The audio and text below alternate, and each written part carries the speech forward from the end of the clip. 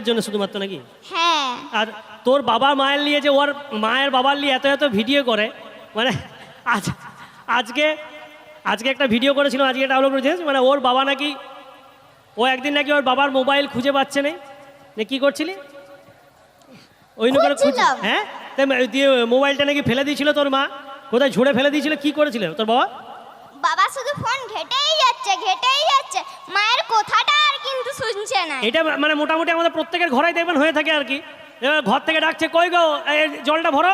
আর সবসময় বলছে একটা জিনিস দেখবেন ছেলেদের ক্ষেত্রে, মানে এই জিনিসটা নর্মাল ইস্যু, যে যখনই খেতে ডাকবে সঙ্গে সঙ্গে যাবেন না, কারণ গেলেই বলবে আলু ভাতাটা মাখো, নাহলে হাই নুনটা দাও, তেলটা দাও, এটা আমাদের হতে থাকে। সেই লেগে খাওয়ার মোটামুটি খেতে ডাকার মোটামুটি 5 মিনিট পরে যাবেন। এই জিনিসটা আমরা ফেস করি সবসময়, সেই জন্য শেয়ার করলাম। এরপরে এর গল্প যখন শুনলাম, ওকে একটা 2 মিনিট একটা রেস্ট দিয়ে আমি একটু দু কথা বলি, ও একটু ইয়ে করুক। যা ওর এক দাদা আছে, তারকে নিয়ে আমি মিরাক্কেলে যারা দেখেছিলেন তখন বলতাম যে সবাই কেমন আছেন মোটে, আর তোর ডায়লগটাই তো বললি নাই। বললে বলে বলছো, কিন্তু না বললে লয় বলে ওর দাদার কথা বলবো, যে হচ্ছে বন্দিয়া, যাকে আমি ভিডিও মানে মিরাক্কেলে বলতাম, সে হচ্ছে মানে পাকা সন্তান বলে নেই, পাকা সন্তান। মানে লাল টমেটো, পাকা টমেটো দেখেছেন, তার থেকেও বিষাক্ত জিনিস। মানে স্কুলে গেলে এরকম জিনিস হতো, মানে ওকে ম্যাডাম বা স্যাররা প্রশ্ন জিজ্ঞাসা করতে ভয় পেত। মানে ধরুন কোনো ম্যাডাম জিজ্ঞাসা করছে, বাবু যে তোকে একটা প্রশ্ন জিজ্ঞাসা করবো, বলছে হ্যাঁ করুন, কোনো অসুবিধা নেই। বলছে ধর তোকে আমি 2টা হামি দিলাম, 3বার মোট কটা দিলাম? বলছে ম্যাডাম সো ইজি, 12টা। বলছে ধর তোকে আমি 2টো আপেল দিলাম, 2টো আপেল দিলাম, 2টো আপেল দিলাম, 3বারে কটা? বলছে ম্যাডাম ইজি তো, 6টা। বলছে এই তো ঠিক বলেছো, আগেরটা বল। তোকে আমি 2টো হামি দিলাম, 3বার মোট কটা? বলছে ম্যাডাম 12টাই। বলছে আজব ছিল তো, পেয়ারার আপেলের বেলায় 6টা হচ্ছে, হামির বেলায় 12টা কেন? বলছে ম্যাডাম আপনি হামি দিবেন, আমি কি এমনি এমনি ছেড়ে দেবো? মানে এই ফ্যামিলি থেকে বিলং করে আমাদের সব ছেলেপুলেগুলা। এবারে ওর বাবাও তো সেম, মানে ধনুর বাবা যেমন, ওই বোঁদার যে বাবা সেম। ওর যে বাবা ছিল চোরকাদা, মানে কি ভয়ঙ্কর লোক। আমাদের বাড়ির কাছে হচ্ছে বিষ্ণুপুর থেকে বাসে করে আসছে। এবারে কি হয়েছে, পাশে এক ভদ্রলোক বসে আছে, আর ওই বোঁদিয়ার বাবা জানলা দিকে বসেছে, এখানে একজন ভদ্রলোক বসে আছে। সে ভদ্রলোক বাসের মধ্যে বিড়ি ধরিয়েছে, বিড়ি ধরিয়ে এবারে জানলা দিকে ছাই ফেলতে গেছে, এরকম করে একটু আগুন উড়ে আইছে। এবারে বোঁদিয়ার বাবার জামায় লেগেছে, জামাটা ফুটা হয়ে গেছে, ছেঁড়া হয়ে গেছে। বলছে দাদা কিছু হয় নাই তো? বলছে না না ঠিক আছে, অসুবিধা না, একটু ছেঁড়া হয়ে গেছে। ঠিক আছে, কিছুক্ষণ বাস গেছে, তারপরে আবার ছাই ফেলতে গেছে, আগুন উড়ে চলে আসছে, লুঙ্গিতে পড়েছে, লুঙ্গি ছেঁড়া হয়ে গেছে। বলছে দাদা কিছু হয় না? বলছে না না, লুঙ্গিটা একটু ছেঁড়া হয়েছে, তেমন কিছু হয় না। কিছুক্ষণ গেছে, আবার ছাই ফেলতে গেছে, আগুন উড়ে এসে চুলে লেগেছে, ওর গাটা জ্বলে গেছে, চুল পুরার গন্ধ বড় বাজে। বলছে কিছু হয় না? বলছে না না, হালকা চুলটা পুড়েছে, তেমন কিছু হয় না। একটুক্ষণ যাওয়ার পরে ভদ্রলোক জিজ্ঞাসা করছে ওর বাবাকে, বলছে দাদা আপনি কোন গ্রামে নামবেন? বলছে কেন, আমার লুঙ্গি পরি জামা পরি শান্তি হয় না, এবার গ্রামটা পুরোবি নাকি তুই? এইরকম হচ্ছে ফ্যামিলি ওদের। এবারে ওই বোঁদিয়া হওয়ার সময় ওর বাবার একটা ছোট্ট ঘটনা বলি, তারপরে ধনুর প্রসঙ্গে আসবো। কি হয়েছিল, ওই বোঁদিয়া হওয়ার আগে না প্রচুর মানে সাধনা করতে হয়েছিল। ও হওয়ার আগে অনেক জায়গায় অনেক ডাক্তার দেখিয়েছিল, কিন্তু কোনো কাজ হয় না। একদিন বোঁদিয়ার বাবা হেঁটে হেঁটে যাচ্ছে, রাস্তা দিয়ে দেখছে একজন সাধু বাবা 2টা রঙের শিশি নিয়ে বসে আছে, শরবত আছে, একটা কালো রঙের শরবত, একটা বেগুনি রঙের শরবত দিয়ে গিয়ে বলছে বাবা আমার বইয়ের ছা হয় না, কিছু ব্যবস্থা করা যাবে? বলছে 2 মিনিটে ব্যবস্থা করে দেবো। বলছে কি করে গো, আমি 2 বছরে কোনো ব্যবস্থা করতে পারলাম না যে। বলছে হয়ে যাবে, এই শরবতগুলো নিয়ে যা খাওয়াবি, ছেলে হবে নিঘাত। বলছে কি দাম আছে? বলছে কালোটার দাম 10 টাকা, আর বেগুনিটার দাম হচ্ছে 15 টাকা। বোঁদিয়ার বাবা পকেটে হাত দিয়ে দেখছে 10 টাকা আছে, 5 টাকা তো নাই। বলছে তাহলে কালোটাই দেন, 15 টাকা নাই। ঘর নিয়ে বউকে খাইছে, 1 বছর ঘুরেছে, ছেলে হয়ে গেছে। ছা তো কালো কুচকুচা হয়েছে, কালো রঙের শরবত খেয়ে নিয়েছে, ছেলে হয়েছে, ছেলে বড় হয়ে যাচ্ছে। মা বাবা তো সালা ফর্সা, আমি কালো কেনে? যে জিজ্ঞাসা করছে হ্যাঁ বাবা তুমি এত ফর্সা, মা এত ফর্সা, আমি কালো হলাম কি করে? বলছে বেটা তোর ভাগ্য ভালো, সেই দিনে পকেটে আর 5 টাকা থাকে না, নাহলে তুই বেগুনি রঙের হয়ে যেতিস। এই হচ্ছে ফ্যামিলি। এবারে ইয়ার জন্য কত অপদস্থ হতে হয়, সেটা একটা ছোট্ট জিনিস বলছি। এখনকার দিনে প্রত্যেকের ফোন সবাইকার সঙ্গে সব সময় থাকে, মানে আমাদের বুড়ো আঙুলটার কোনো রেস্ট নাই, সব সময় এই হচ্ছে আর এই আর বাঁ হাতে ফোন থাকলে এই সারাদিন চলে। এবার ফোন ছাড়া মানুষ কি চান করতে যায়, এই সময় খালি ফোনটা থাকে না। ইয়ার কাছে ফোনটা বেলা তো আমার কি ভিডিও করে পাসওয়ার্ড সব তো ওর মুখস্থ। এবারে ফোন ওর কাছে রেখে আমি চান করতে গেছি, সেই দিনে স্নান টান করে দুপুরে খেয়ে দিয়ে রাত্রেবেলায় ঘুমিয়ে গেছি। এরপরে রাত্রেবেলায় দেখছি একটা আননোন নাম্বার থেকে ফোন আছে। এটা দেখছি মিয়া ছেলের গলা, আমি তো ভেবে অবাক। আমি বলি এটা কী হইলো, যার কোনোদিন কোকিলে কাকের ফোন আসেনি, সারা কোকিল কোন ঠিক নায়িকা ফোন করে দিল। বলছে হ্যালো তন্ময়। আমি বলি হ্যাঁ, কে বলছেন? বলছে আপনি তো বললেন রাত্রেবেলায় ফোন করতে। আমি বলি মানে? বলছে আপনি তো মেসেঞ্জারে নাম্বার দিলেন বলে রাত্রে ফোন করতে। আমি তখন ধরে ফেলেছি যে এই পাকা মোটা করিস, এটা কোনো কাজ করেছিলি তুই? হ্যাঁ, তোমার জীবনে তো একটি কাকও আসেনি, আমি কোকিলটা জুটি দিয়েছি। বিরাট উপকার করেছো। তারপরে গিয়ে যে কাণ্ড কারখানাটা হয়েছিল সেটা তুই জানুস? না তো। তাহলে সেটা শুন, ওদেরকে বলছি তুইও শুন। বিশ্বাস করতে পারবে না, ও তো দেখে নাই কেমন দেখতে না দেখতে বা কে বোর্ডে পরিচিত না অপরিচিত। যে দেখছি বিশ্বাস করবেন না, আমার যদি যায় প্যান্ট ফেটে যাবে, গিয়ে থেকে মোটা সোটা হেলদি মানুষ, একজন ভদ্র মহিলা, আরও আমার থেকে লম্বা চওড়া। আমি তো যে মাসিমা বলবো না, দিদি বলবো না, কি বলবো খুঁজে পাই নাই। যে আমি যে প্রণাম করে বলে হ্যাঁ গো মা আমার ভুল হয়ে গেছে, আমাকে ছেড়ে দাও, আমি ঘর পালাই। আমি আর বলছে না, আমার হাতটা ধরেছে, বলছে দেখা যখন করতে আইছো তাহলে একটু বসে একটু গল্প করে যাও। আমি তো ফেসে গেছি, আধ ঘন্টা বসে আছে। আমি বলি মা এবার ছেড়ে দে মা, আমি এবারে পালাই অন্তত। বলছে আমাকে বাদাম খাওয়া, বাদাম। আমি 1 কেজি বাদাম নিয়ে এসে দিয়েছি। আমি বলি মা তুই খা, তবু আমাকে জ্বালাইস নি। বিশ্বাস করুন বাদাম সব খেয়ে নিয়েছে।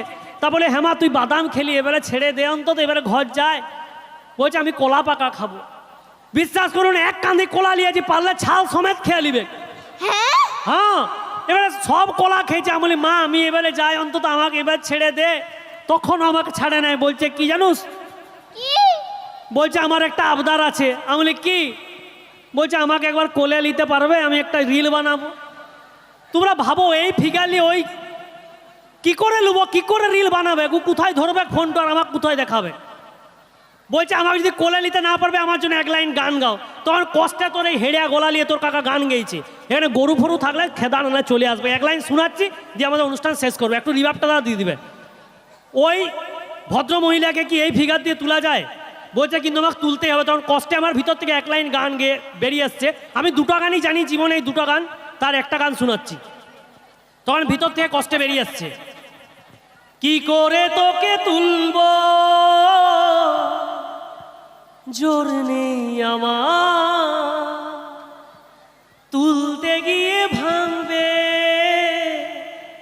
এই কটা হাত, উঠোনে শ্যাওলা ছিল তোকে তুলতে গেলাম, হড়কে গেলাম, কি করে তোকে তুলবো জোর নেই আমার। Thank you so much.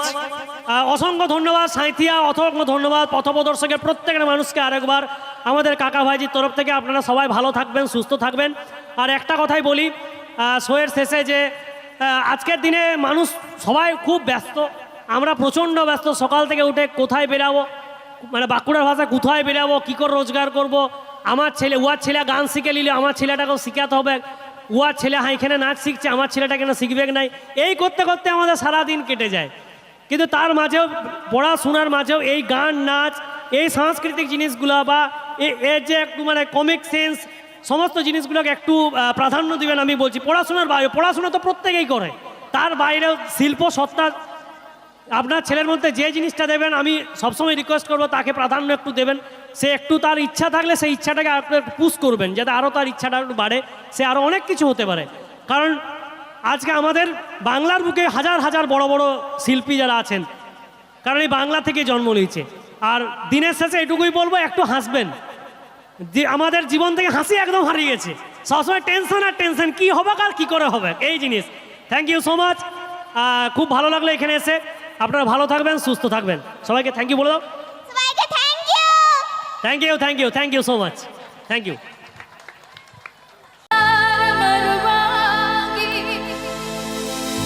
हर चिरमन फूक जलावांगी, चित पत्थर डांचा बिखरेगा,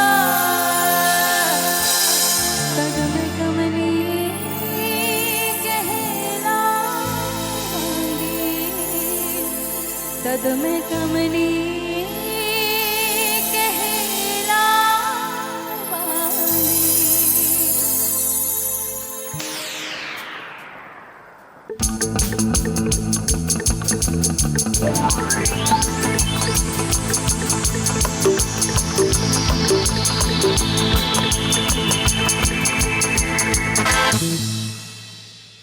একটু গাই, একসাথে গাওয়া যাবে? গাইবে? কি হলো, গরম করছে? খিদে পেয়েছে? ভালো লাগছে না? একটু গাই একসাথে। সাউন্ড কোথায়? গাইবে হ্যাঁ কি না? রেডি? আমি মনিটর পাচ্ছি না। 1 2 3 স্টার্ট। ঝুম ঝুম। কি হলো, সাউন্ড কোথায়? once again ঝুম ঝুম, লাউডার। ঝুম ঝুম ঝুম ঝুম।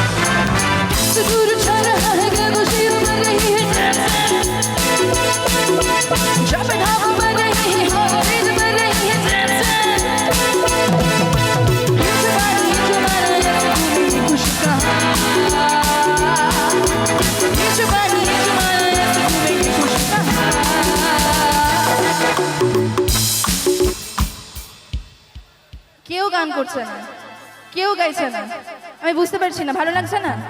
গরম করছে? আচ্ছা, ওই দিক থেকে সাউন্ড পাচ্ছি, এই দিক থেকে আরেকবার গাই। আমি কারোর মুখের সামনে মাইক্রোফোন ধরবো না, ওকে? অনেকে আছো, মাইক্রোফোন দরকার নেই। রেডি? ঝুম ঝুম ঝুম ঝুম ঝুম ঝুম। আমি গাইবো না, একটু জোরে। अगेन সবাই মিলে একসাথে ঝুম ঝুম ঝুম ঝুম ঝুম ঝুম।